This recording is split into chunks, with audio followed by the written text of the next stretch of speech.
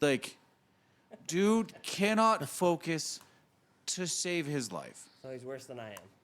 Dude, no. Okay. At some point, he was like, I got to show you something.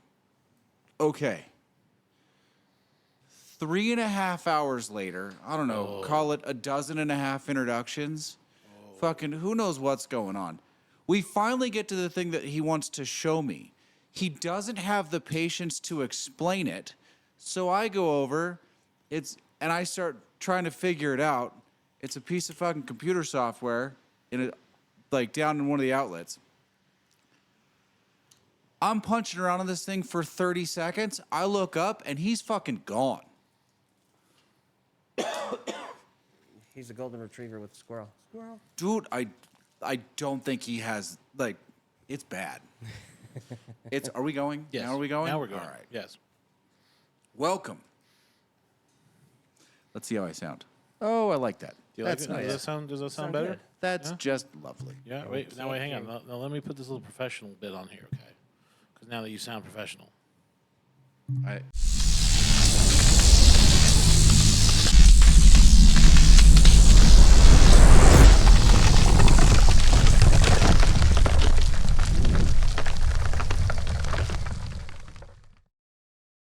What did you just do?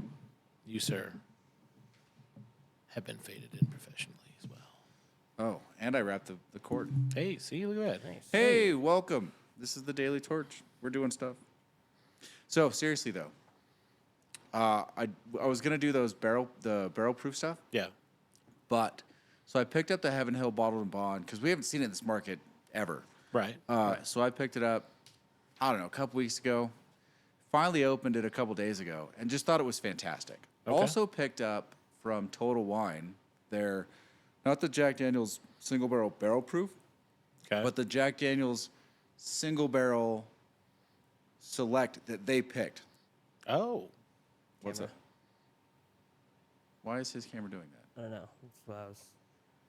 Well, just click off the menu button on his. Okay. It's in the middle of the dial. Yeah. He's a little It's off. because it's been moved. Why did you move it? Oh, why is it moved? I think you nudged it on accident I did? Okay. when you were doing the other one. Click it over to you, would you, Casey? Yeah. Oh. Oh, right about there. Look, there's Casey. Hey, look at me. Oh, yeah. Yeah, that's fine. It's not showing up on this thing, so I don't care.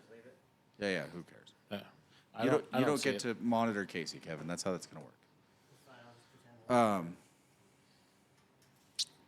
I like to monitor me. Oh, and then just for, fair comparison, we threw in the E.H. Taylor small batch because we had some back there. Seems like so we've got Heaven Hill, we've got Brown Foreman, and we've got Buffalo Trace. Nice. The Holy Trinity. But as it were. I'm really curious to see how this comes out because I really like that Heaven Hill bottle and bond. I thought that was fantastic. Anyway, how are you guys doing? Doing well. We're like 9 hours late tonight, but It's fine. It's not that bad. 9 hours, 10 hours. We have it down. We will at least. I know where the Jack Daniels is. do you? That Yeah. easy, huh? Once you know the secret to the magical formula, We got that wrong last time, though. We did. So said Will. I don't trust the source. You have questions? I question the source I also have questions. of the information. Oh. But I'm going to go with my gut here, and I'm going to go with the trusted formula system. All right, so I was flipping through. It's like 5:30 in the morning, so I'm getting up and getting ready to go to the gym before the day with the squirrel, and I'm just wasting time on social media for a couple minutes trying to convince myself to actually get out of bed and go to the gym. And someone I know not this person having posted this for the 900th time, but someone I know in my group of friends posts something to the effect of, only supportive friends welcome. It's like I hate those. Oh, posts. yeah. positive vibes only. Yeah, this is a good space. Yeah. So this is my thing. Does that not just make us a bunch of selfish twats? Right? Because right out of the gate, we're like, what can you do for me? Where's your resume? I'll decide if you can be my friend. It is a little passive aggressive, isn't it? It's not even passive aggressive. It just makes us selfish, And judgmental. undiscerning twats. Like it's so like okay, and it's not so corny as like Kennedy, ask not what your country can do for you. But at some point, isn't the answer just like see what you can offer these people, offer it to them, and see what happens? Yeah. Not just like, well, we're gonna see. I'm not sure. Listen, negative vibes and all. I just don't get it. What? I just don't get it. What are you doing for me today on my social media? What do you I mean? But it's no different in person. Well, it's like those ones that post only true friends will answer this response. Oh yeah, this if you're post. a true friend, you've read this and you're gonna. Yeah, pass no. it I on. think that person's just melodramatic. Exactly. But I legitimately think, listen, having to be someone who employs 22-year-olds right now, but it's not just them. Like all the people, like most of my friends are my age. Look, don't try to understand kids these days. But I'm Please, saying, look, please Oh, don't. yeah. Please I don't. have a hard enough time doing that. it comes from our parents, though. This idea that you need to offer nothing to society and society needs to offer everything to you, and if it doesn't, then you get to have yourself a little tantrum. And you're all special. Well, all right. Here's a question for you. What's okay, but it's worse than that though. It's not that like everyone thinks they're special. It's that everyone thinks that everybody else has to be special to be in their group. Okay. Fair enough. That makes Like sense. we have created massively unreasonable standards at every level of relationship, whether it's like friendship, parenting, like it's just this idea that like nothing has to suck. And I don't know, first I clearly don't think it's possible. But at what point did we decide that this was reasonable? That's not reasonable. It's unsustainable. It's, Yeah, like- it's just dumb. Listen, sometimes people are going to be mean, even your friends. Sometimes you're going to be mean to your friends. If the only people that you include in your life are the people that like serve you all the time, listen, unless you're a billionaire and you can get away with it. There's no but- shiny, happy people only. Yeah, but those people aren't even real friends anyway. They're just bought sycophants. Yeah. Like how many people on your Facebook are actually your friends? Oh, Like, on my let's be fair. The first question there is: so really, you're just telling me that only positive people can be there? You're the one who friended these people. well, forget the Facebook thing, because I think people apply that to the regular lives. Oh no, they do. Positivity only. Mm-hmm. This is a positive. No, fuck that. I want realism. Be real. Like, well, you know my stance on this, right? Like, the truth hurts enough. You don't have to give it fangs. Yes. But let's be honest. Yeah. Let's start with honesty and see what happens. Now, you can be sympathetic and honest. You can be caring and honest. You can be supportive and honest. You don't need to be a dick and honest. But, I prefer the blunt honesty. Kind of, yeah. Just say it. well, no, but but listen. Okay, you guys have both seen when I'm pissy, right? Yep. But there are times when I'm honest, but I'm trying to be nice about it. Like I'm Yes. trying to be sensitive that Yes. I'm delivering something that I know is going to hurt. Yes. Like you can do that. You That's, can. That's a thing. That's I appreciate that. Well, yeah, you're doing it tactfully. Yeah, like you don't have to be an ass. Right. It's like, when someone decides that they're good, like something that they know is going to hurt the person and they give it a little fucking swagger anyway, like you're just a dick. Yeah. Yeah. Okay, I can see that. I can see it. Like they're both the truth, but delivery matters. I got you. But in these people's instances, none of that matters because they're not going to get the truth. Because they want happiness. Lie Yes. to me. Be happy. As fucking, what was her name? I don't remember her name. She was a cocktail server here. She's hanging out with the old manager in Florida, and she used to come up and you'd be like, how are you doing today? And she's like, oh, unicorns and rainbows, and she'd just wander off. Now she didn't mean any of it, but that's what she said. I prefer that. For those people to go away to Florida. That's exactly where they belong. 100% where they belong. Talking to you, Fort Lauderdale. They're coming right to you. We're sending them your way from sunny California. Wasn't that Cat? No. No. I don't remember her name. If I think about it, it'll come to me. Was it the short, little preppy one with the bow in her hair? No. No. Tall blonde girl. Oh, tall, tall. skinny blonde girl. She's Polish or Lithuanian. Isn't Or, that Katrina? Katerina. Katerina, yeah. I don't think so. That doesn't sound right. No? Doesn't matter. Whatever. Anyway, what do you guys? That was my one rant. I also have I'm super annoyed with just middle management generally. I mean, aren't you usually? Because you have to sit there and manage their problems. Yeah, I mean, I really just wish that people would let me do what I want. It doesn't always work that way, though. I know. Dude, this place is a fucking disaster. Jeez. Yes. Yeah. Like a disorganized, militant disaster. Well, I was reading your one thing on here. Disorganized person. Single most disorganized person Dude, this is the guy. This is the guy. Like, squirrel? There's no itinerary. There's no schedule. I have not known what time I started on a particular day until I asked as I was leaving the day before. I don't have a set of tasks that I'm supposed to accomplish. Most of the time, he's like, come with me, and I end up following around like a puppy for like 5 hours, accomplishing literally nothing. You absolutely hate that, too. That's Oh, the best dude, part. At some point, I told him, I'm like, look. I actually sent him this text. It's like, you need to be aware. There is little in this world I find as offensive as people being cavalier with my time. Yeah.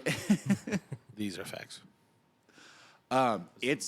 It's incredibly frustrating. But I've also found out that he goes through managers like crazy. It's probably because of this. Yes.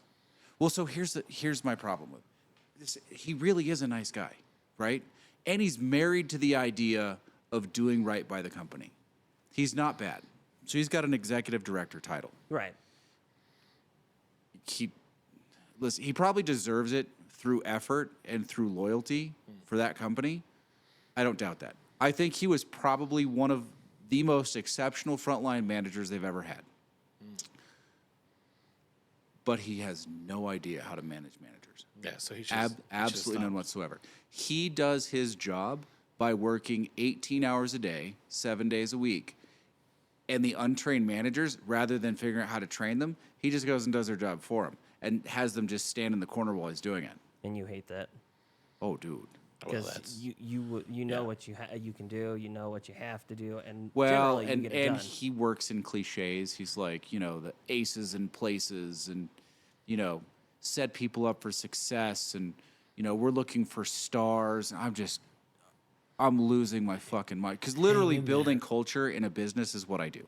Yeah. Like, and at this point, I can do it blind. And I want to be like, go away, come back in, 6 weeks, we'll be fine. Well, why don't you just do that? Do your thing. Tell him I'll send you information on it. No. He doesn't have that kind of focus. Dude, he would probably forget that he said he would accept those terms, I don't know, 3.5 minutes after he left the room. Goldfish syndrome. Got it. Yeah. That's how you excel in sports. So meanwhile, I'm just pulling my hair out. I'm lost. Like, I don't know how to manage like this. Well, like I said, I would just manage like you know how. And if he has a problem with it, he'll probably say something. But generally, you're usually pretty good at what you do. So, But my problem is he's a really nice guy. well, yeah. I can't be mean to him because he's a really nice guy. Oh, Yeah. you're in that position. Yeah. Yeah. Ooh. Like, Don't envy you there. oh my God. Sorry, buddy. All right. My dad finally asked about you. He's like, "Who's your friend that works here now?" Yeah. I'm like, "Oh, that's Lane." I've literally been in his garage. I know. Yeah, I was going to say we met. It's your been dad. a while though. Dad Yeah, oh, doesn't yeah, it remember was. It was names. COVID. It was Yeah. COVID. Mind you, my mom, my grandma, and that everyone was- else still has a thing for you.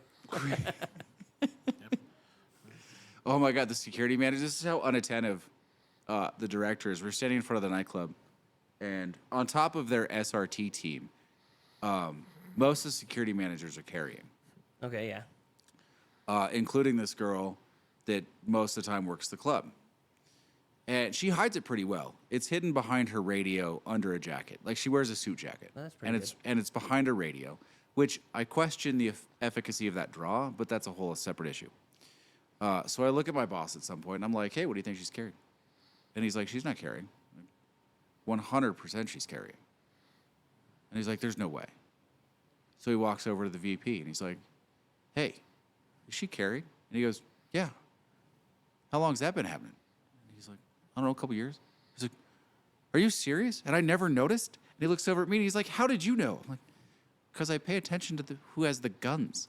Yeah, I want to know who's gonna have my back or who When- I can grab when- one off of yeah. real quick. yeah. I Just- want to know whose gun I'm taking when I need it. Yeah. Yeah.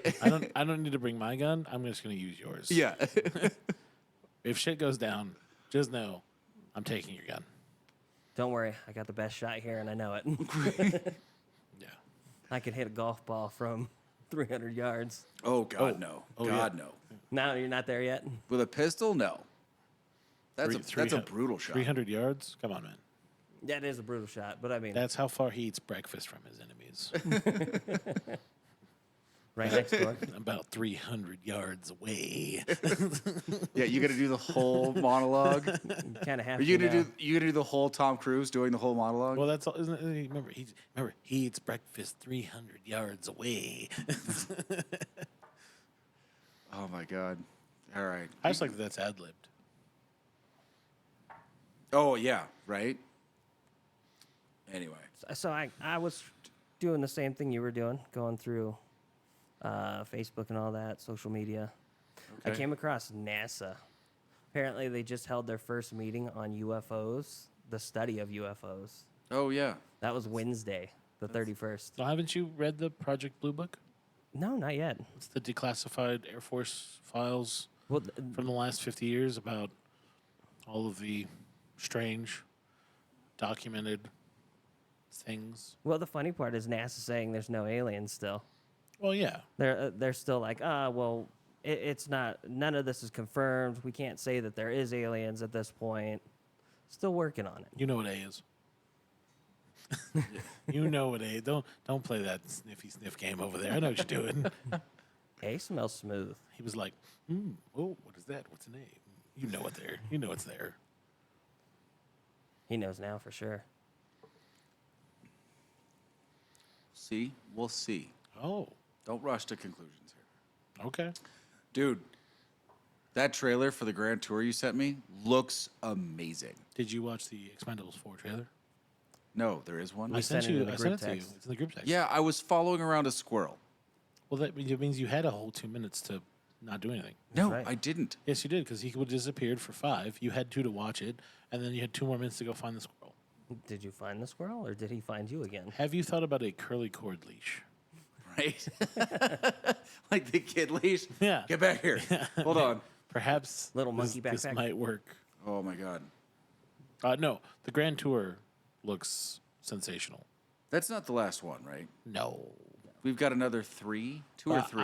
I don't think they're gonna fire Jeremy Clarkson. Not if they keep doing well, they're not. I think they're just like, yeah, well, you know, it's gonna we're gonna talk about that, and then it'll disappear because people forget because Jeremy, or he'll just say something stupider. You know. I will tell you though, some of Top Gear has been ruined for me. Oh yeah. Yeah. How so? You know those road trips they go on. Yeah, the big ones. Yeah. Sometimes they don't actually go It's green screen. on those road trips. Really? Yeah. Well, at least in the American version they didn't. Like with remember Tanner Faust, Rutledge, and Adam Ferreira. Yeah. Yeah. So it turns out Tanner is a dick, which shouldn't surprise anybody. No, not really. Rutledge is Rutledge. Like what you see is what you get. Yeah. But he's a car guy. And Adam Ferreira was actually really a car guy too, but they just made him off to be like the guy who didn't know anything. Okay. But like when they did those, like, you know, buy a $3,500 car and take it somewhere, it was really like some random guys would drive the cars. Those guys would film like their segment in the car and then meet the car somewhere else to like do the challenges. Really? Yeah, apparently it's a little more Hollywood than I thought it was. Where'd you find this out? From the guy who used to secure cars for them. It was on that VinWiki YouTube channel I like to watch. That's unfortunate. Yeah, but he It's- was the guy who did it. But I mean, I get it. It's not Hollywood. surprising. Yeah, it's. But I feel like the Grand Tour, I feel like they do it for real. I think We Top hope. Gear did it for real too. The original, yeah, I think they do too. I mean, I'm not going to say that everything they did wasn't on some level marginally scripted, Yeah. But I think they actually did the things. No, I think Like, what was the story with the Tesla that they didn't really run out of power? They just acted like it did because it was funnier. yeah, exactly. Well, that was like the thing with this Top Gear America story because it was like it's the $3,500 car, which they had the Jag, the Fiero, Ferrari, and they took it to the wrecking yard. Yeah. And the dude was like, yeah, I mean, he's like, you know, when the magnet goes over the car, he's like, I hate to break it to you, but we just undid some bolts on some metal parts so they would like fly off the car. He's like, that car's a tank. It's not just going to fall apart under a magnet. He's like, that's not how it works. He's like, I mean, that was Hollywood, you know. It's I didn't particularly care for it anyway, though. I mean, I like some of the Top Gear America. I liked, or it was a Top Gear USA. I don't know. How do you tell the difference? Because Top Gear America had William Fincher and that drag driver, and that one was actually decent. Okay. I didn't watch that one either. That one was just- okay, but yeah, I Top just Gear, like Top Gear better. Like, so much better that I don't want to watch the others. that's fair. And obviously there was a part of regular Top Gear which was terrible. Like, in between the original cast, or the original cast as we know it. Yes, the original trio, and then there was that terrible group. Yeah, there was like, that- what was it, 4 years, 5 years? 4 years? Well, it's what? It's Chris Evans and Matt LeBlanc with Chris Harris. Yeah, basically any iteration with Matt LeBlanc. And then it was like Matt LeBlanc, Chris Harris, and like 3 other people to fill the role of one person. Yeah. And then it was like finally Patty McGinnis, Freddie, and Chris. And you were like, oh, okay, I can work with this group. This makes sense again. These guys are okay. Of course, then we lose that. Well, yeah, because apparently. Did he actually quit? I don't know. No, it doesn't seem like anyone really does. Yeah, because they were like, it wouldn't be right to continue while he's recovering. Yeah, but they didn't have. They haven't said that they're done. There's like no news at all. Yeah. It's weird. Like production just shut down. Yeah. And it's like no one's saying anything. They're not gonna like show the finished episodes. There's not. It's spooky, almost It is a little bit spooky. like how dark they went. Yeah. There was a rumor that they were gonna bring back Jeremy Clarkson. Oh, yeah. And he I'm was like- like, I don't see any way I'm that like, that's possible. I don't think that's gonna work because you'd need to rehire the whole crew, unfortunately, Yeah. because all of Top Gear left to make the Grand Tour, quite literally. But I mean, even though they said he's fired at the end of his contract. His contract goes through 2024. I think there's 3 more episodes on his contract. I would suspect it's a 3rd season at Clarkson's Farm, possibly a 4th if they squeeze it in, and then at least 2-3 more Grand Tours. How do you get rid of them, though? But I know they said they wanted to fire him, but how do you do that? You don't. His shows make so much money. Their viewership is ridiculous. Well, and that's the thing is, I think in by the time that the contract's supposed to expire, no one's going to remember. They're what just he hoping people forgot. said. Yeah, no one's going to remember. No one's going to care. All right. I don't. I mean, do you care? No. No, but I'm not really. English. Yeah. I mean, I don't care if he makes fun of Meghan Markle. She's She's begging to be made fun of. yeah. She did 5 seasons of Suits. Yeah. Yeah. There's that. All right. You guys tried the whiskeys? How are they? I have. A's pretty smooth. B was a little spicier. A little Spicy. questionable.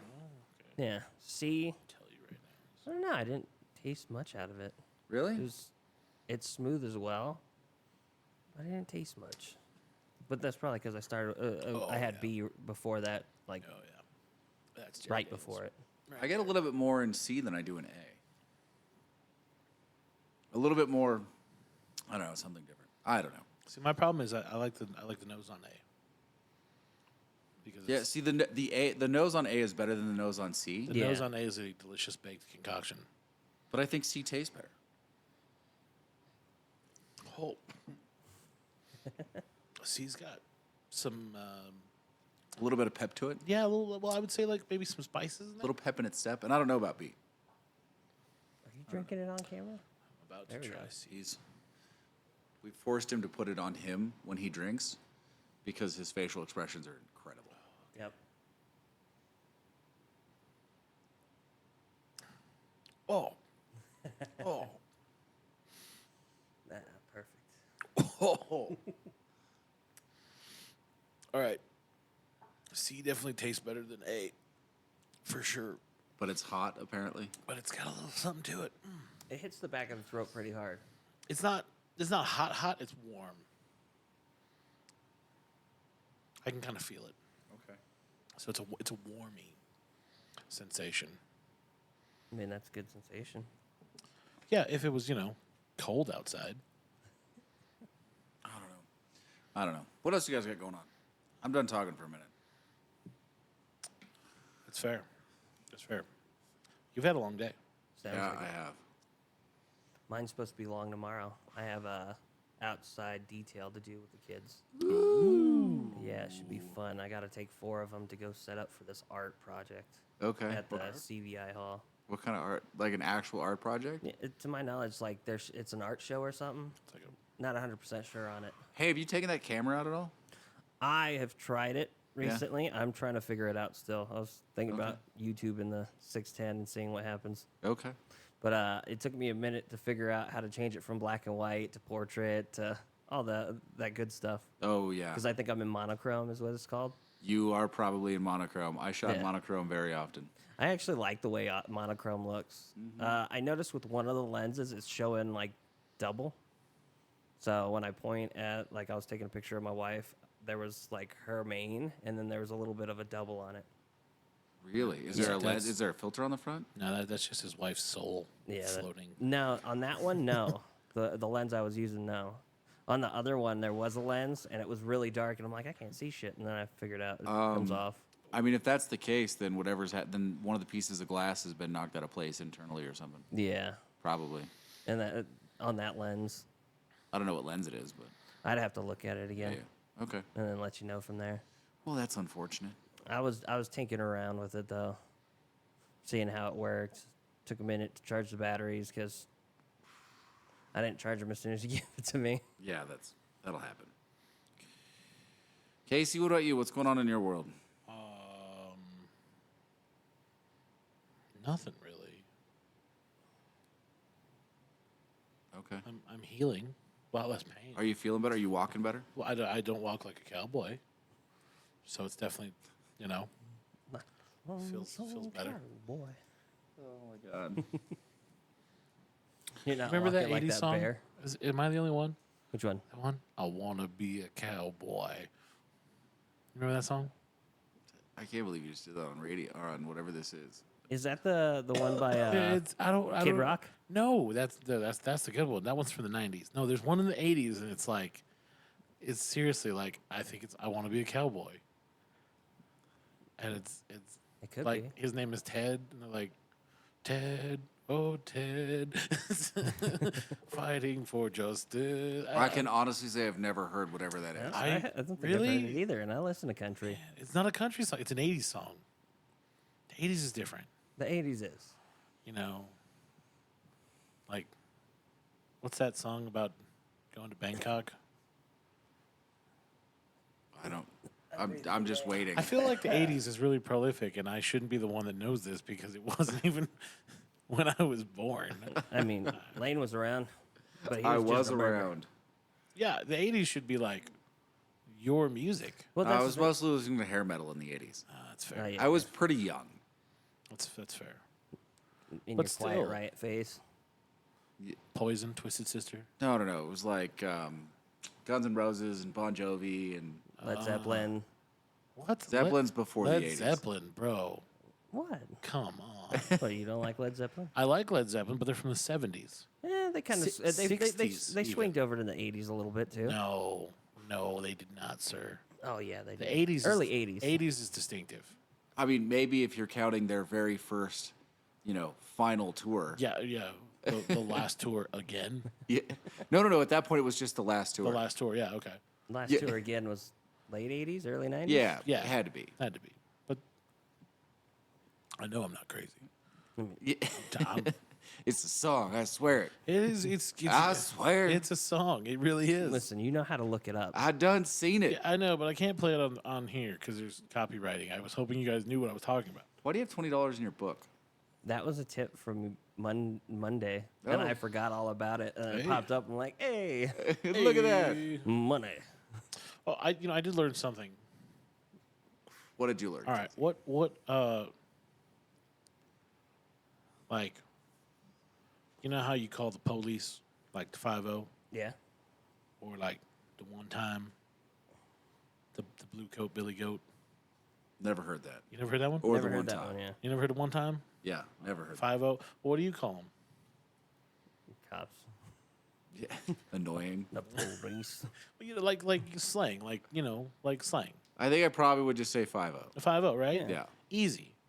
I learned this from Anthony, who's Yeah.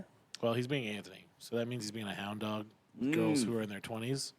As he Apparently, That's what you do when you're his age. You get divorced. Apparently, kids nowadays refer to the police as the 12.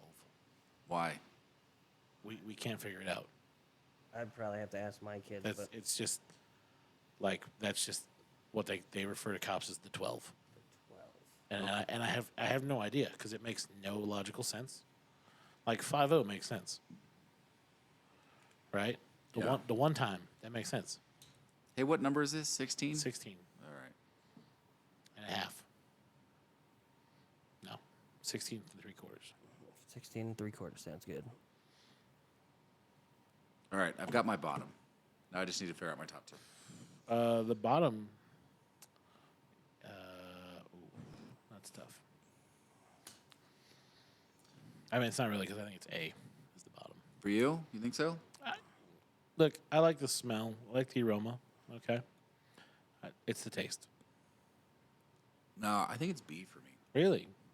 I liked B. I thought B was enjoyable. I was leaning on B too, but as you drink them, and they smoothen out on each other, I'm putting B at 2. Oh, well. See the look of slow disapproval on his face. That's right. I don't He's care like- where you guys rank these he's like, whiskeys. Listen, B. none of these Really? should be bad. He's like, really? Peons? This guy knows like nothing. Peasants. It's like, why do I even try? why am I even here to Why try are to we even educate doing this you? educational Yeah. process? Why am I educating you if you're just going to be like, B, whatever? But Yeah. the smell of A is probably the best one out of them. Yes, smell because- wise. Because it smells like banana bread. There's something about B that falls a little bit flat. I think it's missing just a hint of some sort of spice. In fact, that's All right, probably well why. then, if you pour C into B, then it will solve that problem. Very true. Because there's a good little pepper, little spicy spice in. I'm like an A for my number C. 1. Yeah, I don't know. It's going to be A or C. I just don't know which one. All right, so here's the thing. Is middle management the worst job in the world? No, Are you sure? positive. Really? What is? Yes. The worst job in the world? Yeah. The absolute worst job. Yeah. Assistant to middle management. No, because then at least you're not called in the middle of the night. No. Trust me.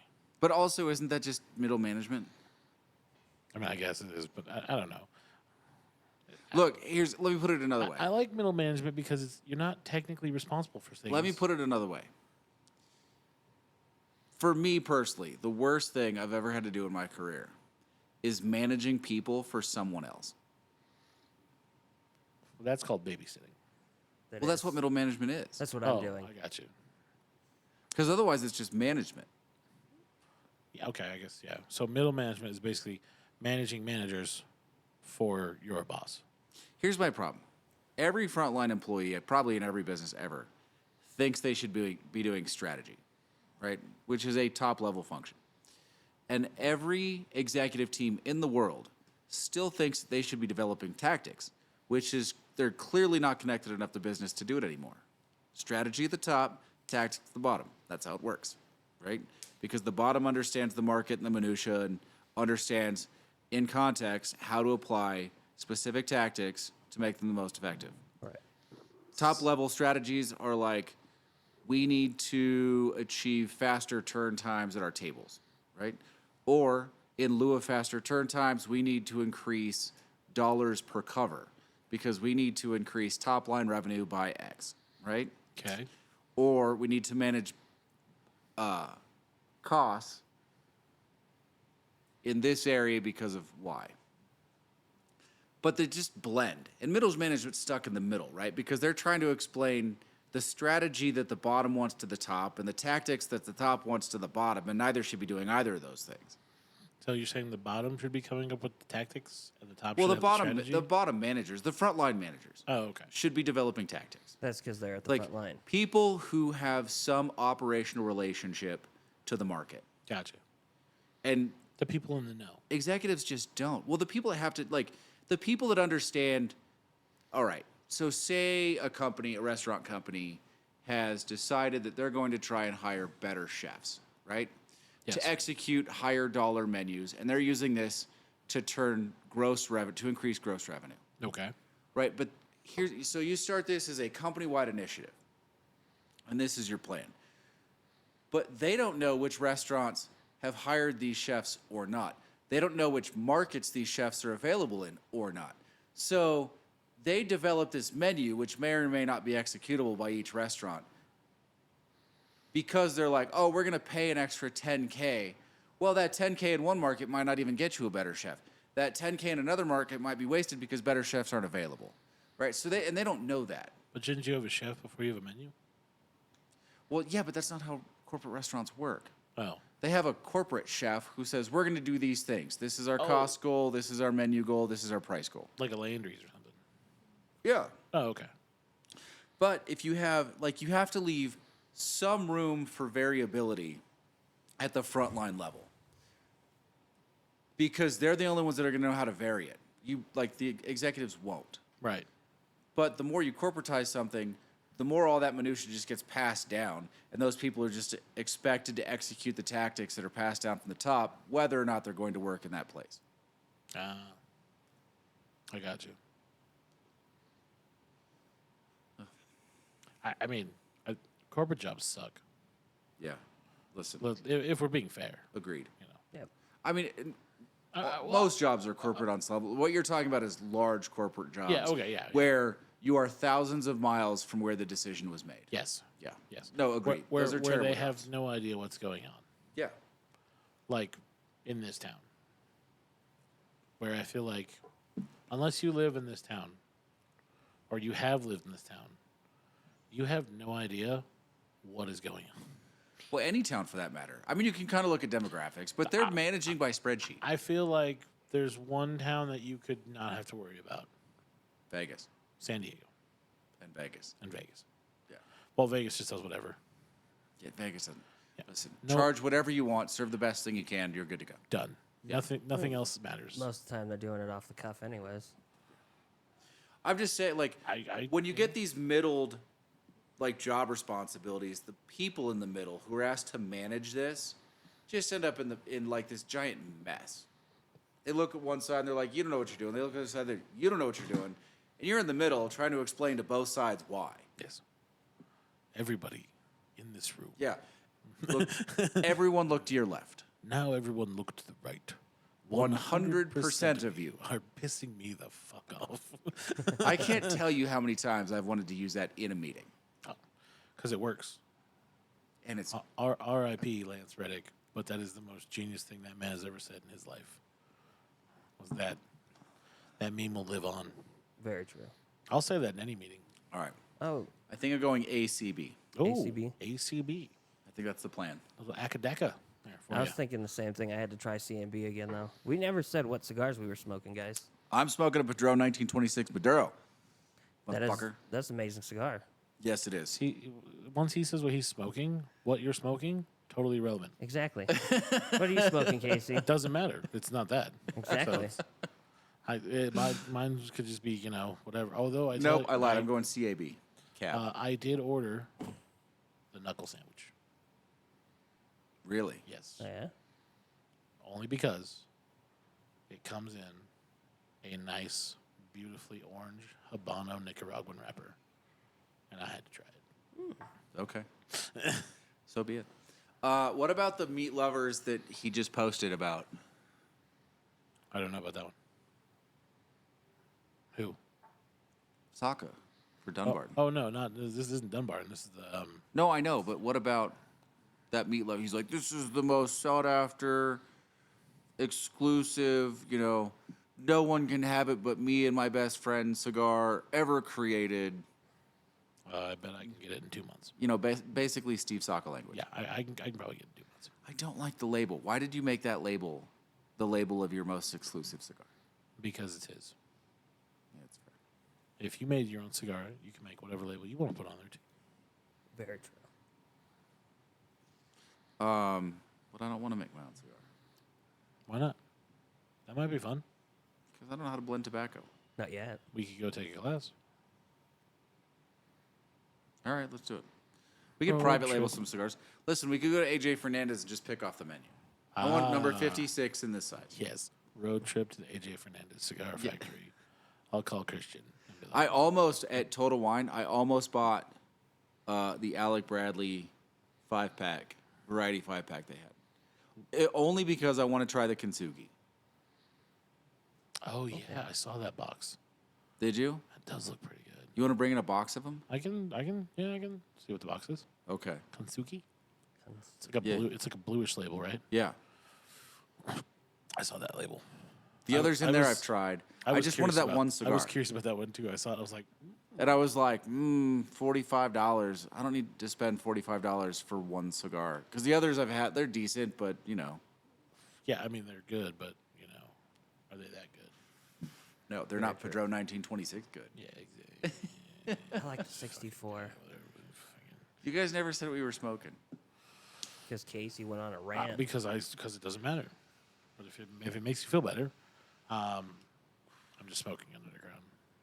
Oh, Maduro? Yeah. Intercrum Maduro? And I went with Gurkha Gold for my second cigar. Find a Gurkha Gold in there. I thought we were out. There was one left.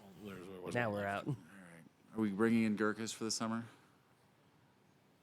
I mean, I'll probably bring the ghosts back. It's a good cigar. The Ghost is always a good go-to. It sells, Okay. I did like the. and it's not super expensive. The rest of the prices are going up. Like, They are. a lot. I like the Yeah, Venom. it's I think it weird. was called Venom. It had like a snake on it. Well, so when there are prices, let's hold our prices where they are as they go up for a little bit, because I think we're a little overpriced. I think Except on Cohibas, where I want to add like $20 a stick. I think now Fair. we might be getting close to being like fair Yeah. because I think prices are going up. Have we heard from these guys? Do we get an account yet? Not yet. Damn it. No phone call yet. Anyway, let's hold off. Like, let's give it one level of price increases before we start matching them with percentages. Yeah, that's fair. That's fair. That's fair. Except for Cohibas, where I want to penalize people for buying them. If you're buying a non-Cuban Cohiba, you deserve whatever I charge you. You shouldn't be smoking. Yeah, $58 a stick. Should not be smoking cigars ever, ever, ever again. Yeah. Ever. Ever. How many times have you seen me, like someone went in there and they picked up a Cohiba, and I said, "Put that down." Yeah. A few A times. few. You know what it is? It bothers me. Is the brand people. I know, it bothers me too. Brand people bother the shit out of me. The only brand so people much. that don't bother me are these brand people. The Padron, yeah. Yeah, because Like, it makes sense. If Padron is all you smoke, you know what? There's a special place for you. You're allowed to be that guy. What about the Yeah. Liga guys?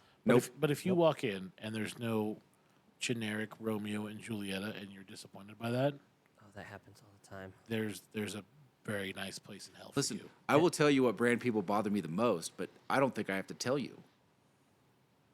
The acid people, Nope. I don't like them, but I understand it.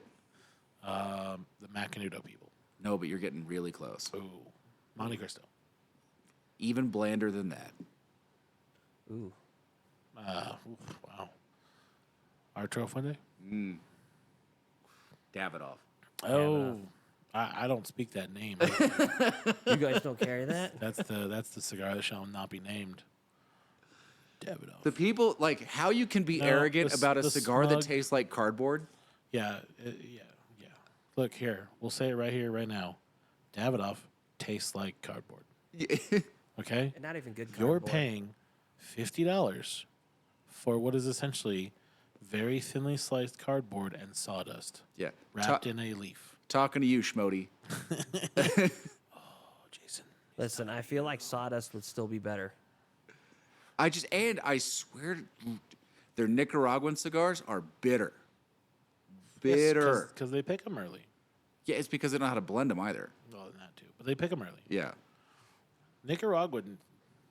The reason Padron got it right is because you need to age that tobacco. Yeah. Otherwise, it is a bitter mistress. Listen, I would take any Padron over any Davidoff every time, Hands down. I think any of including us like the would. 1000 series. Oh, hands down. Whether it's the 50th anniversary, the 55 anniversary, over the year of the whatever today's tonsils are, I don't care. Yeah. Oh yeah, I would take the 50th over the year of the whatever every time, Yeah. hands down. I'd probably take the 45th too. Yeah. 45th, 50th, whatever. Yeah. Doesn't matter. It's going to taste better. And if you think we're wrong, no. You're But this wrong. is the only one. If they're like, "Do you have Padrones?" and I'm like, "No," and I actually feel bad. I'm like, "No, we don't." Not yet. Yeah. Yeah. But soon. Yeah. When will then be now? Soon. Hopefully.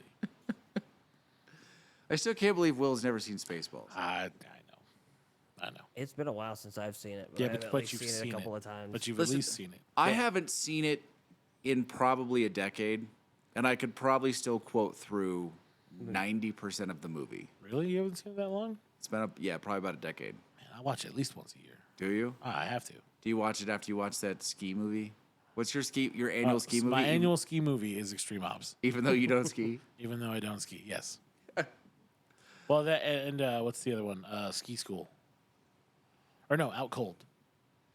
The first snow of the year is Out Cold, Extreme Ops. I have to watch those two. It's my tradition. I don't know what we're gonna do this year. We don't get a Warren Miller film. We do, but it's just gonna be rehashed footage from other movies. Really? Yeah. Why? Oh, because Because the one after that is like the 100th anniversary or something. So they're skimping out and doing like 2 years of epic filming. That's what they're saying. I think they're just saving money. I wish that wasn't the case, but Outside TV bought it and then had a bunch of problems. So I think they're just being cheap. it's a glass bottle year. Yeah. Bastards. Listen, this is what do they used to call those episodes in Star Trek? Glass bottle. Is that what they called them? Yeah, the glass bottle episode is the one where it's cheap Yeah. because you have to save money for something. Although, if we're being fair, like 90% of glass bottle episodes are usually some of the best. Yeah, but this isn't new stuff. And I'm sure the footage is going to be amazing, but it's going to be... Well, there's got to be unseen footage. Well, in last year's Warren Miller film, like it used to be a bunch of treks to different ski resorts and then one trip to somewhere absurd. Japan, Alaska, like showing people heli skiing down stupid stuff that you're never going to ride. Yeah, like the Antarctica one where they were like in Antarctica. Yeah, and this- That's bullshit. And this last year was just 80% Alaska. You're like, that's cool. Was it Alaska or was it Iceland? This year was Alaska. I went to Okay. Alaska like 3 times in this video. And you're like, dude, I've seen it. Like, I get it. Yeah. You're sponsored, you've got a helicopter, and you get to ride some really fucking sick shit. Like, yeah. That's fair. You don't ever really see like Snowbird on there. No, well, and now the last 5 or 6 years, all they've done is Altera Mountains, is Icon Mountains. They haven't done any Vale stuff. I think Vale kicked them out.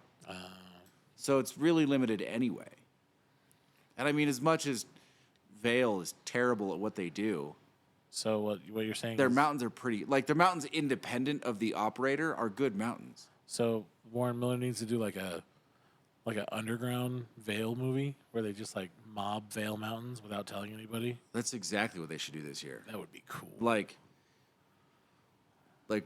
what was that stupid fucking Blair Witch project? Like handheld camera, Yeah. shaky, Oh, fucking perfect. yeah, Put it- like yeah. old school Warren Miller, like sneaking on, Yeah, shooting sneak stuff without on. asking. That's Yeah. exactly what they should be doing. That I'd watch right that there. for sure. Yeah. Call it Rebel Vale. Yeah, Warren Miller's Rebel Vale. the mountains Just- run by he who shall not be named. Or Vale of Darkness or something. There you go. That's a yeah. good one. Warren Miller's Vale of of Dark- Darkness. Yeah. And just mob Vale Mountains all day. Well, what's that one mountain where it's you have to sneak on the snowboard, but if you snowboard on it and you get caught, it's like a fine or something. Well, I think there's 3 mountains now, maybe a 4th, depending on who gets the contract for the next mountain in Utah. But I think there's 3 left that are ski only. Yeah, and the Deer Valley, Utah, That's- Alta, also in Utah. that's the one. It's Deer Valley is the one that Burton was paying those guys to snowboard on. Well, so Aren't they just losing money if they don't allow snowboarding? no, Deer Valley's got their Have- clientele fixed. have It's you a seen- it's a super bougie mountain. Yeah. All right. But the fun story about Deer Valley, like Deer Valley, when I say it butts up against Park City, I mean like from me to the humidor, you get off the top of one chair and you ski left, right? And you drop over. And if you ski to the edge, you look over this little ridge. Like you could take 3 steps to the top of the ridge, buckle in, And send and it. drop into Deer Valley. Wow. Like on the top of Deer Valley, because the tops are right next to each other. Like it's not 20 yards. It's not 15 yards. So it's like, but there's no fence or anything. No, there's a little like rope line. That's adorable. Yeah. Forget that. Send it, boys. Snowboard the shit out of it. That's just asking to be crossed. It is. I mean, Alta is harder. You can't access the top of Alta from anywhere but the bottom of Alta. Deer Valley, you could just walk 3 steps and be in Deer Valley. Yeah. You're like, oh look, I'm at the top of Deer Valley with a snowboard. Now wait, well, no, I guess your split board looks like a split board. Doesn't look like skis. Right? No, as soon as you assemble it to go downhill, it's a snowboard. Yeah, but like if you were like trying to be incognito, could you just walk around with a split board and maybe get away with it? No, it'd be. I mean, It'd be noticeable. well, yeah, because it looks like the world's fattest telly skis, right? Because your heels come up. Oh yeah, okay. Yeah, Yeah. yeah you just like no, they're telly skis. It's fine. What if? Now here's the question: what if you had touring skis that assembled into a mono ski, which is really just a narrow ass snowboard? Would you still click in like a snowboard or like a monoski? Well, you click in like a mono ski because it's not wide enough for your feet to be sideways. They're right next to each other, True. like a side by side water ski. Okay. Yeah. Those things are There terrifying. you go. Yeah. See, Have that's you ridden them? You know what country loves it the most? Japan, Yep, 100%. the empire of the rising sun. The Empire of fucking crazy, dude. Those things are fast, Yeah, they're cool. and you can't like your feet are stuck together. yeah, well, it adds to the excitement. Yeah, the exhilaration Yeah. from not being able to stop. I don't know. I'm still a fan of those snow skates that nobody likes. Oh, I just Dude, think my they're problem cool. with snow skates is that you're not in any way connected to it other than this super like elastic leash. No, not that. No, the actual the skates. Oh, you're talking about snow blades. Yeah, Yes. those are cool. I don't just because it's fruit booting on ice. Okay, don't. I get it. Yeah, no, those aren't snow skates. Those are snow blades. Those are cool. I don't care. Roller snow. I don't know. I don't think they'd support me. what do they have on them? So No, they're just skis. They're like this No, they're not. Okay, They're I've not. seen They're the ones I saw are just the boot. Yeah, those are different. Yeah, so it's just basically like. The, And the those are ski really boot. theoretically you can ski snow blades. Oh, I lost my camera. Yeah, well, that's about right. How is it right? We haven't been going an hour yet. 53 minutes. All right. Hold on, I'm gonna swap out the battery while you guys talk. All right. All right, No, yeah. So Kevin, it's like a so it's like a ski boot, right? right. Okay, but the bottom of the ski boot is basically a ski. So the tip of your feet, it kind of curls up a little bit, right? Yeah. And it flattens out to the bottom part, like the back part of a ski. And basically, if you were inline skating on snow, it's what you'd be doing on these boots. Right. It's cool. I think it's cool. It looks cool. Like I've seen people do some cool tricks with it, because it's like inline skiing. But the traditional mountain people, Lane and all the other people, frown upon innovation like that, because they're like, no, get off my mountain, bitch. We don't have any room for that. We're already trying to snowboard. Don't ruin it for the rest of us.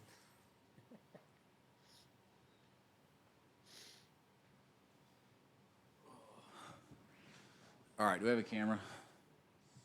Yep. Am I in focus? In focus enough. Looks like it. It'll work. It works. Woohoo! So I got a story, and it's in line with kids these days. Kids the these topic that I days. was looking at. Wait, hold on. Before we do that, Yeah, did you guys rank your whiskeys? I did. Do you know? Did you rank what Do you they want? were? Do you want to make your guesses? I put A as Jack Daniels, Okay. B as Heaven Hill, Okay. and C as Taylor. Okay. What about you, Casey? I went B, CA. Okay. Okay. I think B is the heavenly whatever. Heaven Hill. Yeah, C is the Taylor, and I think A is Jack Daniels. Okay. I went CAB. I also think A is the Jack. I think B is Taylor, and I think C is Heaven Hill. See, and I went with my ranking as ACB. You gonna sneak back there before Yes, Kevin tells us I his story? will tell you what they are. All right. Let's see how wrong. One of us had to get it right because except for the Jack, we could all get the Jack wrong. That is true. Well, if we get the Jack wrong, then I mean we got something else wrong too. Yeah. Then mistakes were made. Heavily. People will be punished. A vengeance exacted. A, Jack Daniels. All right. We all got that one Got right. That one. B, Heaven Hill. Oh. B is Heaven Hill. C is Small Batch Taylor. C, E-H Taylor. Yep. Wow. So we got that all right. Look at that. Our palates are getting better, or we just got lucky. At this point, I'm a professional, so I should always get it right. I mean, it's about Is time. that how that goes? Yeah. What are you batting right now? 500. Negative. All right. So kids these days, and that's the topic that I'm going to call it. You're gonna need to do that in the appropriate voice, What would be the appropriate voice? the old man voice that you do when you normally say that. Yeah, kids these days. There we go. Perfect. Better. Got it. Yes. He literally every time he says that, that's how it comes out. So we're not gonna let him get away with not doing it. Listen. They call me Old Man Jenkins at work. It's become a thing now, and I didn't even have to talk like that. Now I do. All right. Kids these days. ... So we've gone over every once in a while by ourselves without filming. Kids and technology. You said that they should have technology a little bit more because it helps with development. If I said remember that? right. Yeah, because we talked about it once because I wasn't giving them technology all that much. I don't know that I said exactly that. Was it like a social thing? No, I mean I'm not. Listen, I'm not necessarily for social media. I mean, I socializing. am for training kids on tech. Well, yeah, and it seems to be starting off in elementary now and preschool because they all have Chromebooks that they have to use for schooling now. So, I mean, essentially to me, the teachers are kind of useless at this point, even though they shouldn't be. I mean, I had plenty of useless teachers fucking 25, 30 years ago. So Well, I got a text from. No, let me rephrase it. I got a phone call from my son's principal. He got a message in the middle of the night before, around 9 o'clock, saying that my son was getting onto something that he shouldn't be or trying to on his school laptop. And when he got home, I questioned him about it. Of course, Look as at a those kid, dirty videos. he's lying. yeah. So he just keeps going at it. I'm like, look, man, I work with kids that lie. This is my job. I can tell when people are lying. Like, I raised you. I know when you're lying for sure. And you keep doing it. He's like, how do you know? I'm like, you're talking. You're literally opening your mouth. I use that as the. I'm not going to tell you So- how you do it because, like me, if he's like me, he could change the way he lies. Yeah. I used to do it as a kid all the time to my mom. But I was sitting there asking him, I'm like, what did you type into the browser? He's like, I don't know. My memory's not that good. I'm like, no, what did you type in the browser? He's like, I don't know. It's P something something. I'm like, you got the first letter right. He's like, I was just typing random things. I'm like, you can't just type this in randomly. Yeah. He's like, well, I'm like, don't well me. Just calm down. Tell me what you typed in. It's like P-O something. I'm like, nope. Stop right there. You got about 20% right. Let's go down the right track and get you to stop lying to me because I already know your principal texted me. I know when you're lying. It's not going to work. He's like, well, it was P-O RNHUB.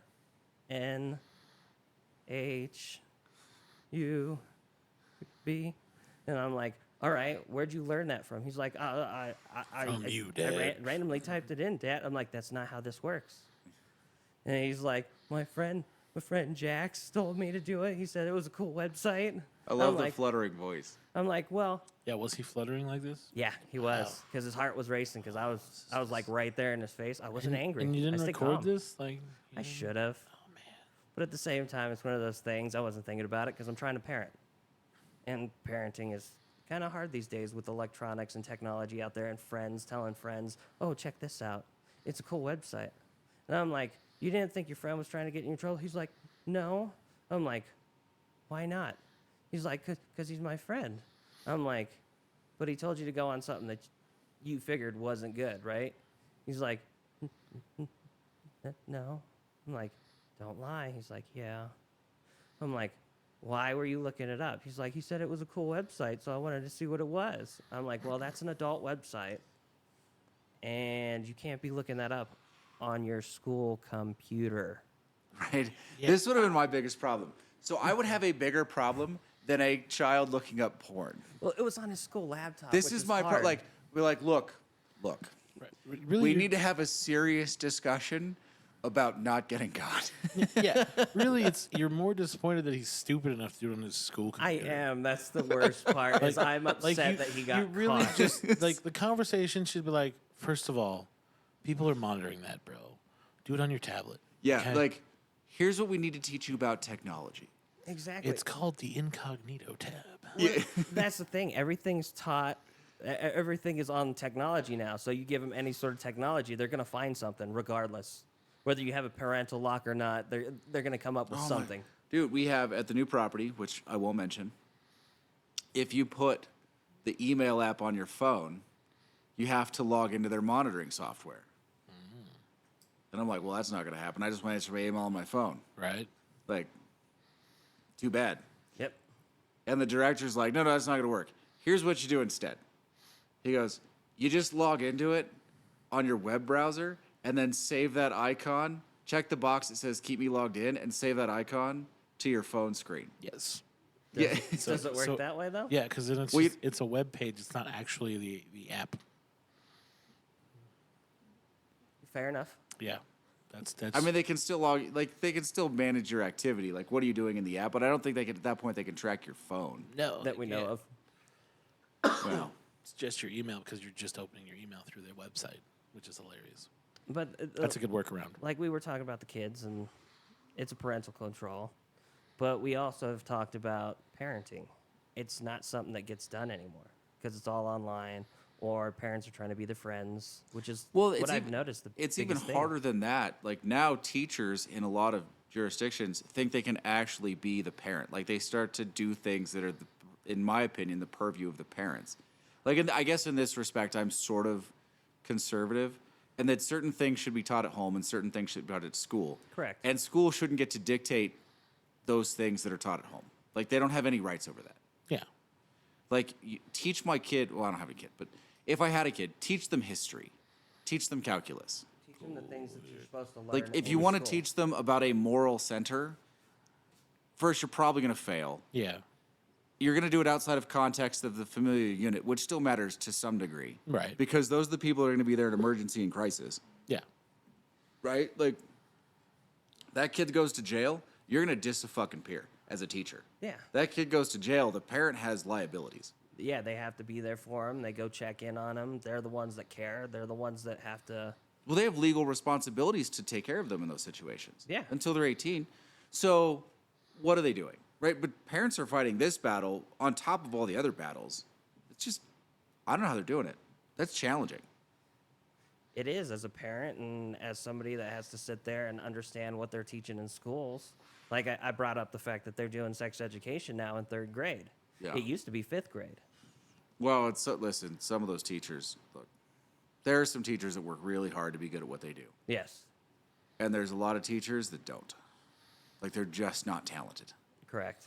And they're arrogant about not being talented. No, I mean, yeah. Some days I think I could teach better. I have than a no lot of doubt I could teachers. teach certain subjects better. Yeah, like Yeah. I think I could take a crack at some subjects and be like, okay, I can teach this. But Yeah. even then, teaching, at some point, the kid knows, well, this isn't my parent. I don't have to listen to them. They're just a teacher. Yeah. And parents it's a requirement for them to hold them accountable. Well, I mean, I think it's it's kind of both though, right? Like if you're not teaching your kids the things they need to be taught, then they will have no appreciation in school, Right. right? If I mean, you have to teach them at some point, like, you're going to school for a reason, right? The person that's teaching you is trying to help you in some way, but they also have to understand, education in this country is terrible. We've talked about this, Oh, yeah. right? I mean, I remember education, like when that program went into effect, that No Child Left Behind. Yeah. Like, I legitimately remember teachers being like, okay, well, here's the new state mandated book that has come in that I have to now go through. And they were straight with us. They were like, this is what we have to teach. Yeah. My goal now is because in school, the goal isn't to get you to learn something, it's to get you to pass the test. Well, yeah, because the real goal is to stay funded. Yeah. It's all about funding. It's all about money. So there are certain things lost in school. Now, I don't think you should homeschool your kids at all, because I think what happens is they miss out on a certain social aspect Yeah. that you can't get anywhere else, that you kind of need to understand how the world works. Yeah, I would agree with that. And I also contend that most parents don't have the structure that you would need to properly homeschool a child. Well, they yeah, don't have the financing either properly, because, I mean, to buy books and everything and teaching materials, it's quite expensive. Oh, I would imagine. Oh, yeah, it is. I mean, and every grade. Yeah, you No, know. I get if you don't want to let your kids go in like maybe the first 2 or 3 grades, like kindergarten, first grade, second grade. Yeah, teaching them basics, like, Sure. But after that, the social aspect is what you're really damaging. I think even before that, I think social indoctrination starts pretty early. That's fair. And I don't use that in a bad way. I think it's important. Yeah. I mean, you have to learn how to socialize. Yeah. If you don't, life will be incredibly challenging for you from beginning to end. And I think that's, where some of these like weird generational gaps are coming from in kids. Like that weird social aspect, I think is from a larger homeschooling mentality. well, it kind of is, but at the same time, it brings you back to technology. They're not interacting with people like me and you. We're talking, we're having a conversation. They don't have that online. It's more of, you're shit at this game, you suck. It's more of a bullying mentality. They don't really sit there and talk face to face. So Yeah, if you're playing the 12-year-olds emotions- on Call of Duty, yeah, you're going to hear a lot of that. Well, yeah, but what I'm saying is their social interaction online isn't helping them in the outside world either. Yeah. Like, I understand having a phone and all that and being able to socialize with your friends to set up a meeting place to, like, hey, let's go hang out here. Hey, let's go do this.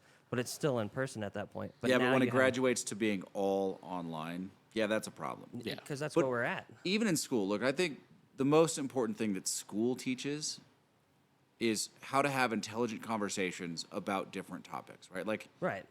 how to teaching the tools that you need to be able to grow as a biologist, a mathematician, a historian, whatever. Being able to ask the right questions and then talk about them openly with someone in an intellectual way, like in an honest, intellectual, not for a purpose, not to get to someone believing that this is the thing, but being able to discuss why they think that's the thing and why you might think something different. Yeah. Right, but that's pretty rare in school too. So the best class I had in high school was a history class. It was taught by the guy's name was Doug Jabot. Jabat. Yeah. And so the first 20 minutes of his class, and this is back when we had, I'm not even sure you had this. We had like 2-hour blocks. We only had 3 classes a day or 4 classes a day. Ours was an hour and a half block. We had long blocks. Ours might have been an hour 45 or something. The first 20 to 25 minutes of his class was taking notes off of his overhead projector, which we didn't need at the time. He was the only one that still used it, as fast as you could, Really? because that's what he was going to test you on. He's like, these are the facts that they're going to force me to test you on at the end of the class. So you would just take notes as fast as you can. And then after that, because I mean, he was old enough that he lived through. He was a teenager in the Depression. Oh, Like his parents ran a grocery store, so he'd been through a lot of history. But it was him telling personal experiences and then discussing with the class, not preaching, but the class asking questions about why this and why that and how this and how that for the last hour and 20 minutes. oh, that's perfect. And they were some of the most brilliant discussions I had in high school. Yeah, But that doesn't happen now anymore. I had that. Yeah? I Did had you? I had two teachers that did that. I had our philosophy or our psychology teacher. He would teach some of the subject matter, and then it would be like a classroom discussion about aspects of psychology, Yeah. and it would be like a big group discussion. And then we had our philosophy teacher who also did civics and econ. And he was the best teacher I think I ever had, because he was like, like for philosophy, he would we'd walk in and there'd be like a quote on the board. And for the first 45 minutes of class, it was a discussion about what the quote means. Yeah. And then someone would say something, and he wouldn't just agree with you. He would turn around and play devil's advocate, and he would flip it on you, and you had to come at him with facts to prove your point as to why you thought this that saying meant this, or how it went. And the same when we were in civics and econ, he would put points across, and then if someone just kind of agreed with it, he'd just turn around and go, oh yeah, why do you agree with that? And he would hit you with that, and then there would be a whole classroom discussion about whether or not how that works in the economics and how it works in civics. It was fantastic. See, I never had a teacher like that. Really? Oh man. Yeah, really. It was. Oh. It was kind of painful. I think I enjoyed college because at Poly we had most of the professors were like that. Then I transferred in, so I got to skip the big, 100, 200 person seminar classes. And that's nice. But junior college, all the classes were 20, 25 students, so it was the same thing. Yeah. And I'm not saying that they were the smartest people in the world. They weren't Harvard professors, No. but they were intellectually honest. Yeah. It was a discussion of things, right? Even in biology and chemistry and math classes, you would still talk about the principles and how they were developed and what you would do with them and sort of contextual application. It wasn't just here's how you do this. Yeah. All right, here's how you do this. Well, that's part of learning, right? Like they say, when you learn something truly, it's when you can explain it to somebody.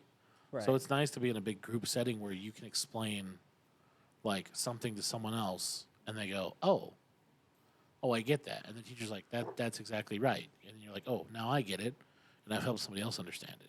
But I also I grew up with a father who, if you got in trouble in class for generating discussion, and you went home, and if you could explain to him what you were doing, well, I asked this, and you're not just causing trouble, but if you were like, I asked this question because of this, I wanted to know this didn't seem right. The teacher didn't want to ask and basically told me that, I wasn't allowed to talk, whatever. Yeah. And then that teacher called him to complain, he would run up one side and down the other of them. Yeah. Well, Like if he found out that one of our teachers was shutting down honest intellectual conversation and inquiry, he would smoke those teachers. that's fair. But your dad has also read the entire Library of Congress. that is true. Yeah. When you can read a book a night, that's Yeah, true. I don't think there's a book on this planet your dad hasn't written, unless it's not written yet. Dude, he's read the dictionary, like the big Thick, old school. brown. Brown. Like the Webster's Dictionary. Yeah. He's read it cover to cover like 5 times. Seriously? Yes. Which is why he speaks so eloquently.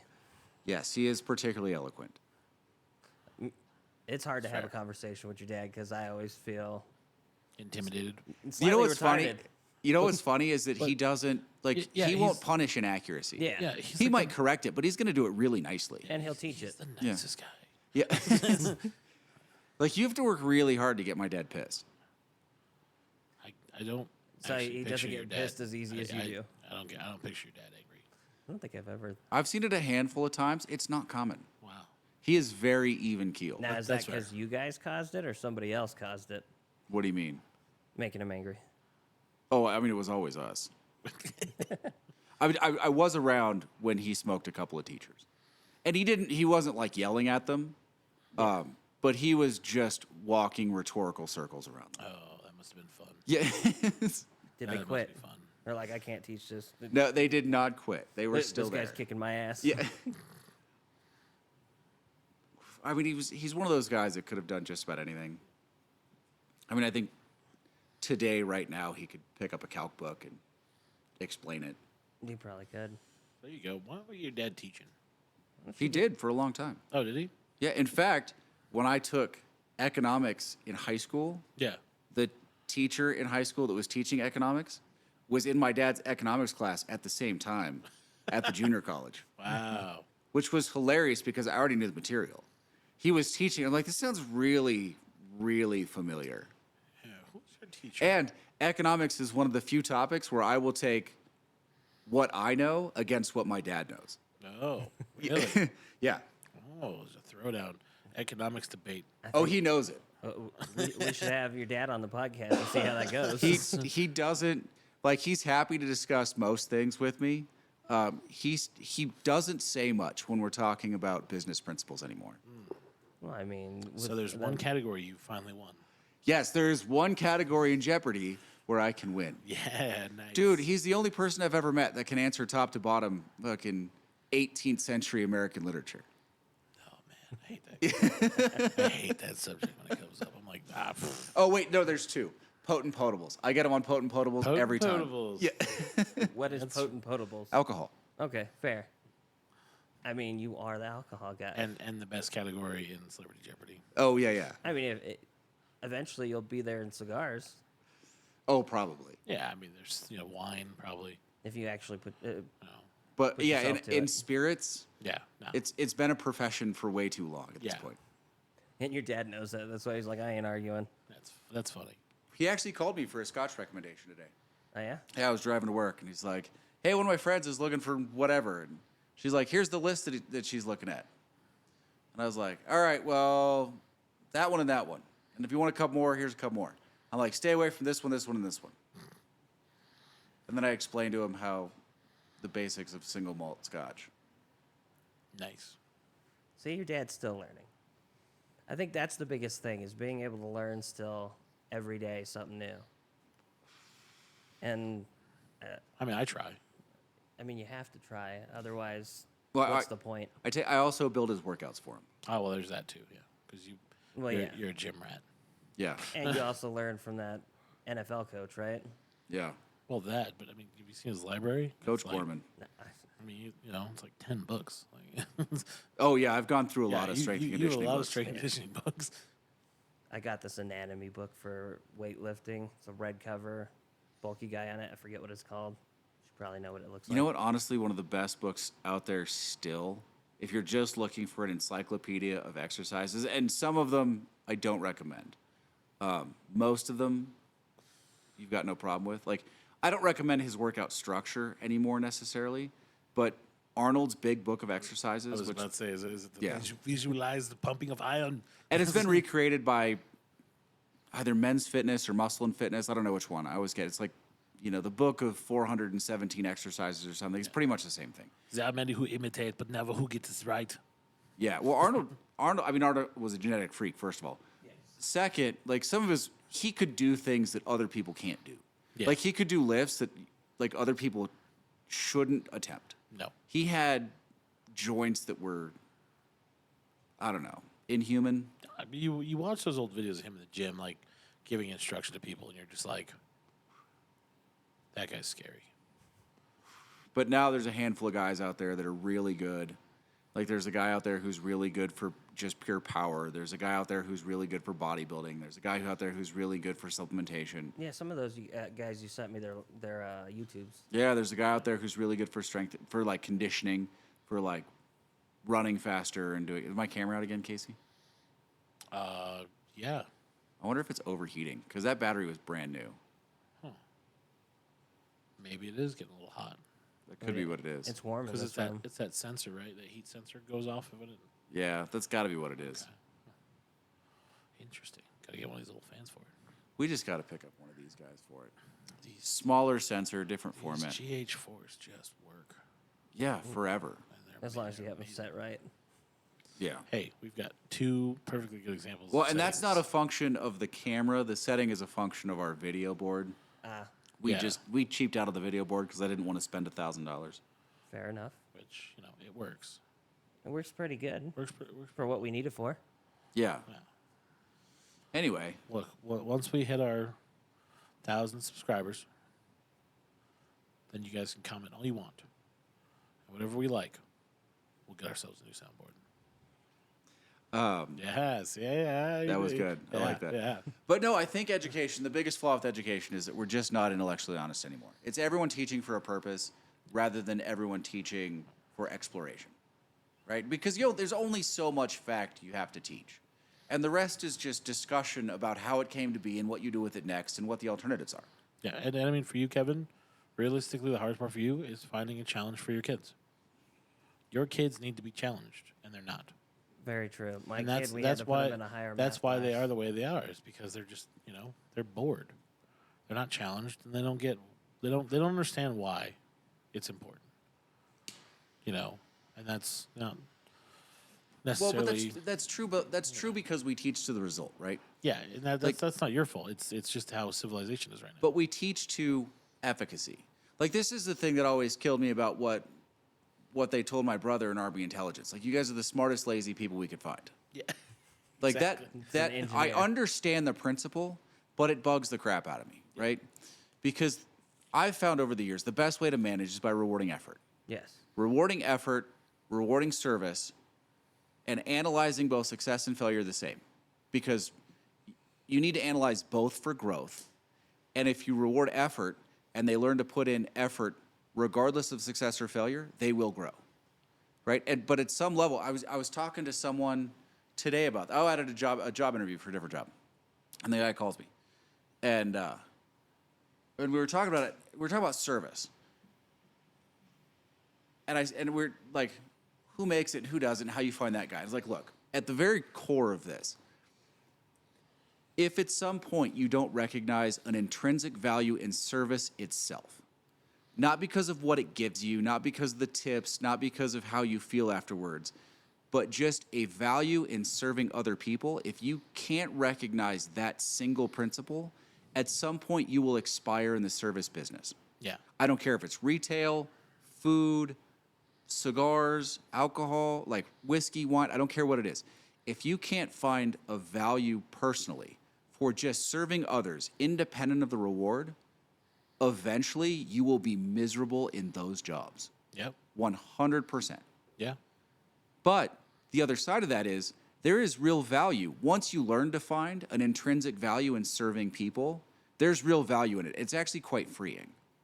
Because what happens is eventually people take a liking to you in that business. You develop regulars without thinking about it. They start tipping the shit out of you. You make money regardless. Now, it happens on its own because that's what, like, the presentation that you find when you find that is what people coming to your business want to see. Unless, I mean, listen, if you're talking about someone who needs to code something in 3 months, fine. Like, at some point, there's technical aspects to it. But for the most part, the best way to get there, to get efficient over time, like, not to take a single person who's talented and get them to this one place, but to take a massive group of people and gear them towards a goal and have all of them be competent, Yeah. the best way is to reward effort and to analyze success and failure dispassionately and the same. Yeah. But you have to teach people to value effort. Okay. And we don't. We teach people to value wins Yeah. or showing up. Like, showing up isn't good enough. Well, right? Like, my cousin called me and he's like he's trying to find the easy way around weightlifting, getting bigger. And I'm like, dude, I don't care if you're using light weights, heavy weights, going slow, going fast. Like, the 3 keys to building muscle: time under tension, mind-body connection. I don't even know what the other one is. Do they all rhyme? What's that?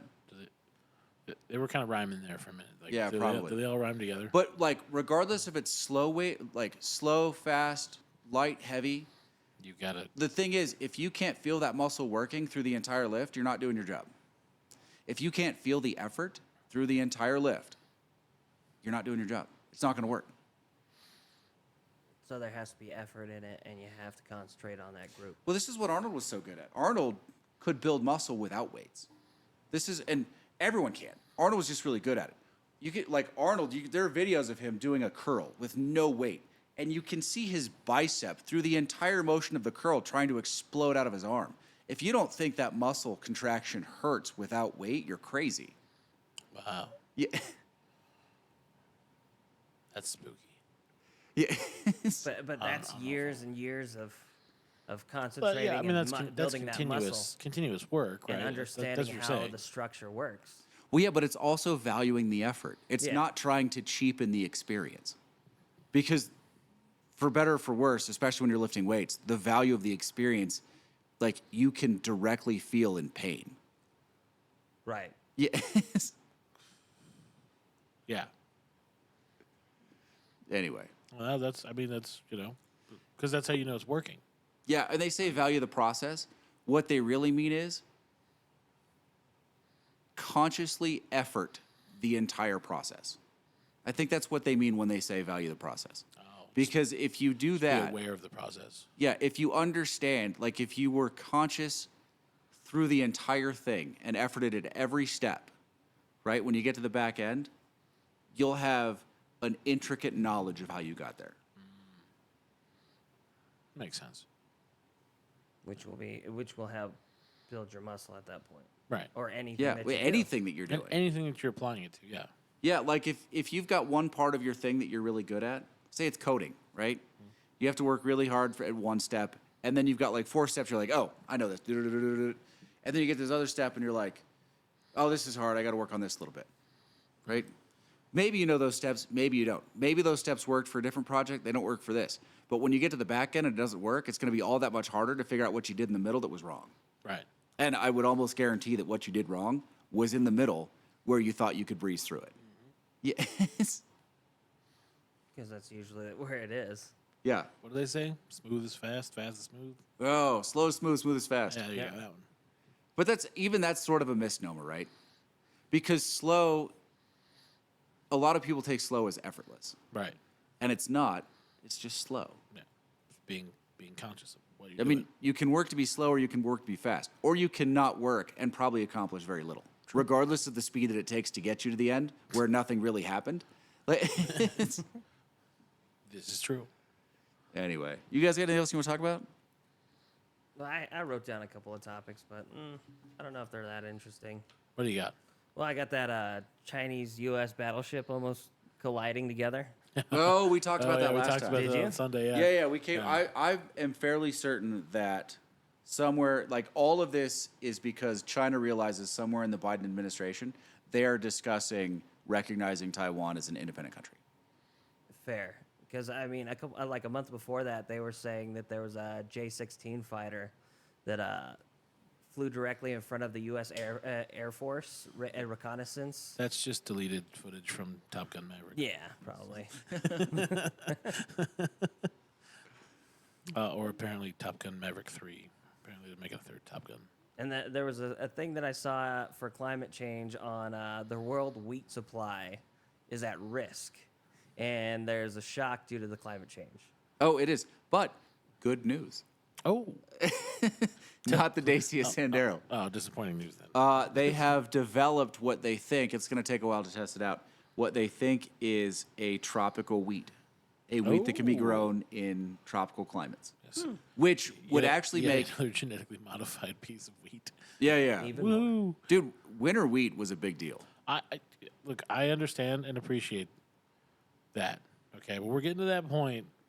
What's that movie where they put that gene in the wheat and then they like released a bunch of like bugs and the bugs didn't want to touch the one with the gene in it, but they were killing the other farms. We're getting close to that point where we're gonna start having this like corporate wheat war. Yeah, I don't know that we're there. Not I mean, yet. we're really just talking about wheat that can be grown at the equator, Oh, that's fair. which is a big deal. No, yeah. I mean, you can grow everything else there. And I mean, it's basically heat and humidity. Like wheat that stands up to heat and humidity. Better. Is this a short wheat or a tall wheat?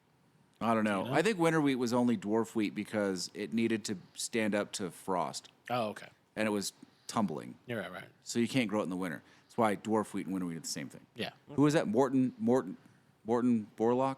Yeah. That sounds right. I think that's right. I think he won the Nobel Prize. I would hope so.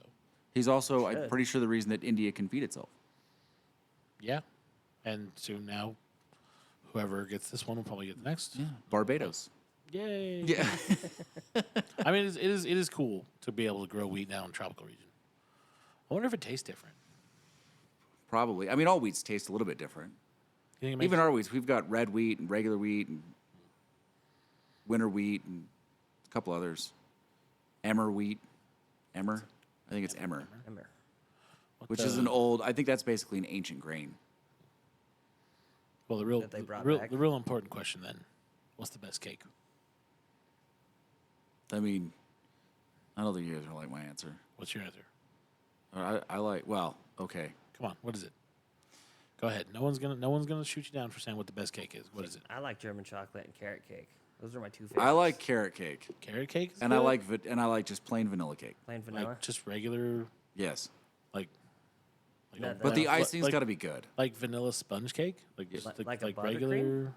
Oh, you know what? Nope, they're both a lie. Oh, Because there's one that I don't know that everyone's is better. okay. Rum cake. Rum Rum cake. Okay. cake. Rum cake is amazing. Is that your final answer for the best cake? Oh yeah, I think that is my final answer for the best cake. So like if you were on a desert island and you could have one cake, I would take rum cake take over rum cake. all the rest. Yeah, yeah. There was this carrot cake my first stepmom used to make, and she put effort into it. Like she would grate the carrots, everything by hand. It came out phenomenal each time, Oh, handmade carrot cake. and I miss that so much. Oh Have you had Monet's? I haven't. Monet makes, because she makes the one without because she can't have the nuts. Yeah. So she makes the nutless carrot cake. It's delicious. Yeah. It's like really good. What's your final answer? Red velvet. So just chocolate cake. Red velvet's not chocolate. It is 100% chocolate Fall- cake dyed red. It is not. It is. It is not. It's clearly red. No, it's chocolate And cake. it has that With red. it's white it's chocolate cake buttercream- with vanilla ice cream. With vanilla icing. buttercream in the middle. I mean, really, I'm a Boston cream pie guy. You know, I mean, that cake, red cake velvet's is second. not bad. Boston cream pie is where it's at. All right. So is cheesecake a pie or a cake? Neither. Neither. It's cheese. It's cheese. Yeah. Sweetened cheese. I always It's like that amazing, question. but it's sweetened cheese. Everybody always splits between the two. It's cake. It's pie. No. No. I like how you guys are like, nope, cheese. cheese. Yeah. Just I nope, mean, cheese, sweet cheese. It really is just cheese. It's good. Don't get me wrong. It's a sweetened, slightly softer cheese block. Yeah. That's, like 3,000 calories a slice. It is a little heavy on the calories. Just a smidge. I have this coworker now. When she's stressed, she bakes, which she bakes pretty often now, so she's highly stressed.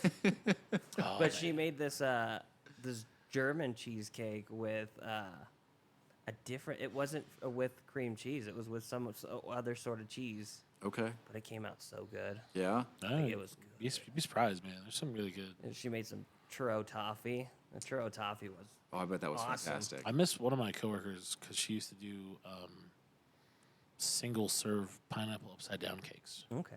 Oh, I do like pineapple and upside down. it was cake. like, but it was basically like the whole slice of pineapple was like the one cake. Oh, And So they, like they bun were, cake They were almost? delicious, almost like a, like a cupcake. but a little bit bigger, right? So it's Yeah. made like a spring form. Yeah, Yeah. Yeah. But it was its own little like pineapple. It was like, oh, they were so good. And she would make like 100 of them. We would just mow through them because it was like, one pineapple upside down cake, two pineapple. Yeah. You were like, How many can I So they're get? basically bite size. I do. I enjoy baking, but I'm not very good at it. I've never really tried baking. It's not my thing. It's an art. I feel like it depends. Like I have to be in the mood to actually bake. Like those cookies I made, my COVID peanut butter. Cookies. Oh, you go fuck yourself. The one that gave us all COVID. Hey, Yeah. that was awesome. They were good. They were. They were good. you They know- tasted amazing. You know what I missed though? I don't think your dad made them this year. Snickerdoodles? Snickerdoodles. No, he hasn't made them in a while. Yeah. Well, it's because he got that cookie of the month thing. Oh, that's right. He doesn't have to make them because he just gets No, them. he just gets a dozen and a half on the third day of the month. Are there Is your dad getting snickerdoodles on the side?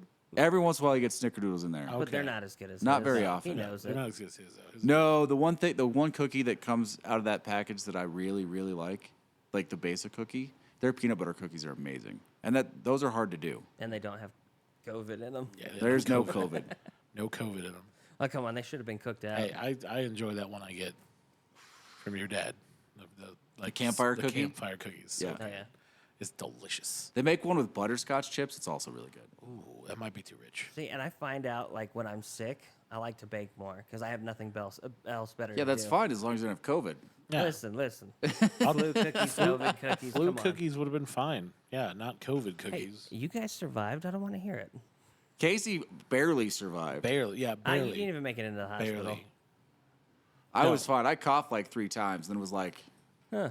"Oh, I should take a test." Get out of there, pilgrim. That's by the time I took the test, all the symptoms were gone. But it was still positive because like the next morning, I golfed that day, and then I good drove day off. home, and on the drive home, I coughed like 3 times, and I was like, "That's weird." And then your body was like, "Get the fuck out of here, you fucking COVID son of a bitch." Oh my god! All right, Casey, you want to take us out of here? Sure. We're that's a good time. That's a good time right there. Nope, that's still dead. I guess it's just me. It's just me. That it is. That's right. On the smooth hour. Gotta move in closer. I kind of wish I could push the button for the evil, dark, maniacal guy, but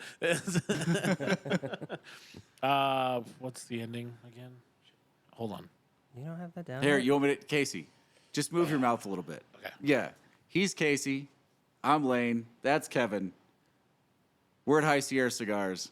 If you're in Tahoe, come see us. Oh, got it. See, they're a professional right there.